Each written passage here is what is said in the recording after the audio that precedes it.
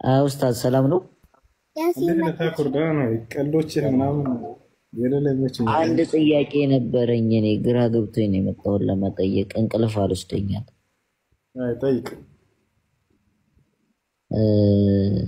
የውዱ የነብያችን ሰለላሁ ዐለይሂ ወሰለም እናትና አባት የት ነው ያሉት? የነብያችን ሰለላሁ ዐለይሂ ወሰለም እናትና አባት ከአህለል ፈትራ ናቸው። አህለል ፈትራ ማለት ነው ያለፈውን ነብይ ያላገኘ ቀጣዩንም ነብይ ያላገኘ በመካከለኛው ዘመን ላይ የኖረ ሰው ማለት ነው። እንግዲህ ጥያቄ ጠየቀ። ምን አይነት ጥያቄ ጠየቀ? የነብያችን እናትና አባት የት ነው ያሉት የሚል ጥያቄ ጠየቀው።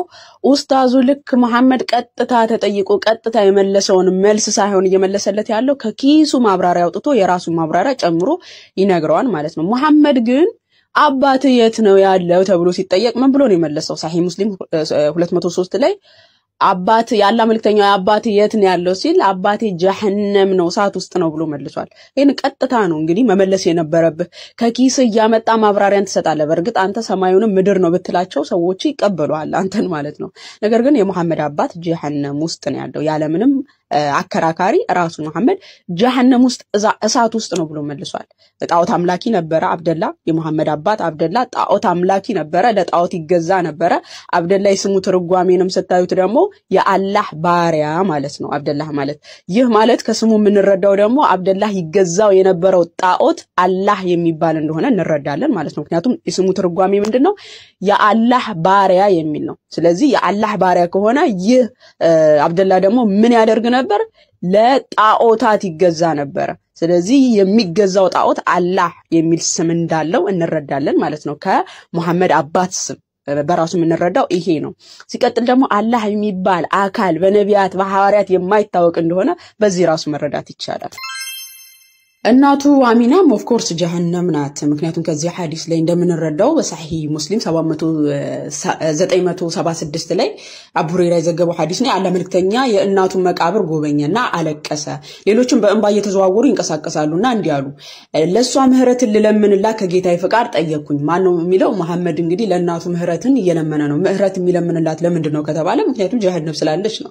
ምህረትን ልለምንላት ከጌታዬ ፍቃድ ጠየቅኩኝ ግን አልተሰጠኝም። ምህረት እንዲሰጣት ለእናቱ ለምኖ አላህ አልሰማውም ማለት ነው። አስቡት፣ የማደጎ ልጁን ሚስት ወዶ የመሐመድን የልብ ፍላጎት አውቆ የሰው ሚስት አፋቶ ያጋባ አላህ ለእናቴን ማርልኝ ብሎ ምህረትን ሲለምን ግን አይሰማም። በሚያሳዝን ሁኔታ ማለት ነው።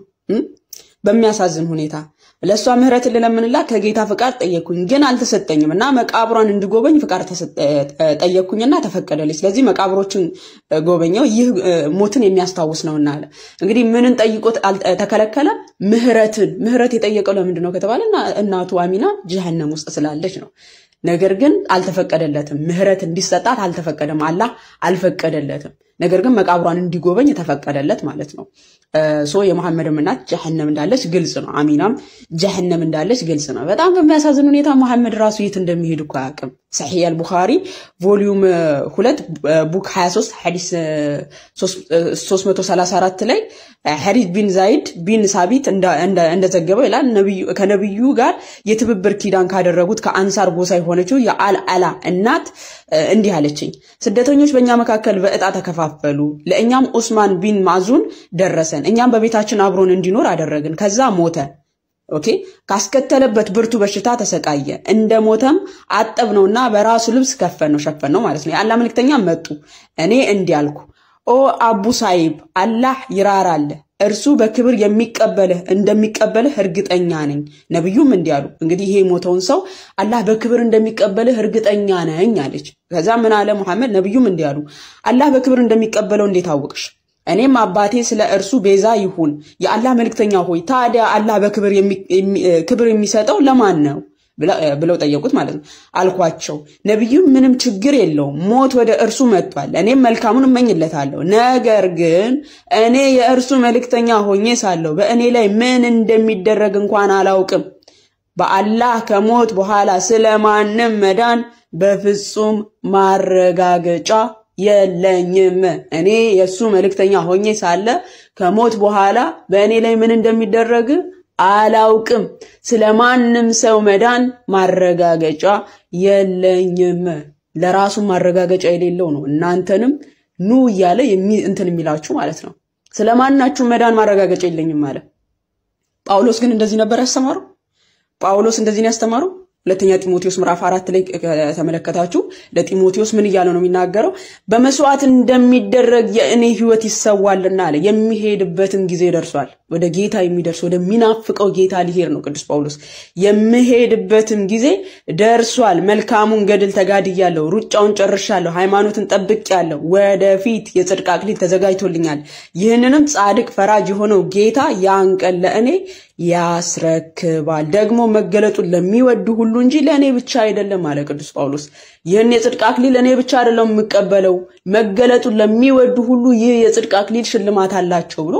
ቅዱስ ጳውሎስ እንደዚህ ይናገራል እንጂ ስለማን መዳን ማረጋገጫ የለኝም አላለም ቅዱስ ጳውሎስ ወሚሄድበት ጊዜ ደርሷል ኦኬ ወደ ጌታ ሊሄድ ነው ይያለ ነው ቅዱስ ጳውሎስ የሚናገረው እንጂ እኔ ከሞት በኋላ ምን እንደሚደረግብኝ አላውቅም ስለማናችሁ ማረጋገጫ የለኝም አላለንም ቅዱስ ጳውሎስ ምንድነው ያለን ይህን መገለጡን ለሚወዱ ሁሉ ይሄ የጽድቅ አክሊል አላቸው ነው ይያለ ተናገረው ምን አለ ወደፊት የጽድቅ አክሊል ተዘጋጅቶልኛል ለምን ቅዱስ ጳውሎስ ያስተማረው ትምህርት የድህነት ትምህርት እንደሆነ እርግጠኛ ስለሆነ ማለት ነው ለስጋው የተገዛ ሐዋርያ ስላልሆነ ኦኬ ራሱን ለእግዚአብሔር ወንጌል አሳልፎ የሰጠ ሐዋርያ ስለሆነ የጽድቅ አክሊል እንደሚሸለም እንኳን ቅዱስ ጳውሎስ እርግጠኛ ሆኖ ነው ሲናገር የምንመለከተው ምን አለ ወደፊት የጽድቅ አክሊል ተዘጋጅቶልኛል ይህም ጻድቅ ፈራጅ የሆነው ጌታ ያንቀል ለእኔ ያስረክባል ደግሞ መገለጡን ለሚወዱት ሁሉ እንጂ ለእኔ ብቻ አይደለም መሐመድ ግን ምን አለ ምንድነው ያለው እኔ አላህ መልእክተኛ ሆኜ ሳለ ከሞት በኋላ በእኔ ላይ ምን እንደሚደረግ አላውቅም ኦኬ